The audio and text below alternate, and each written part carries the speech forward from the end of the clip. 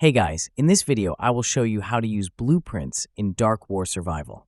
Alright, let's begin. Blueprints in Dark War Survival are mainly used for building and upgrading advanced structures. However, if you're just starting out, you won't be able to use them right away. To unlock blueprint functionality, you first need to upgrade your watchtower to level 22. Until then, blueprints won't have any immediate use. As a beginner, focus on gathering resources and leveling up your main buildings, especially the watchtower. Prioritize your upgrades wisely to reach level 22 as soon as possible.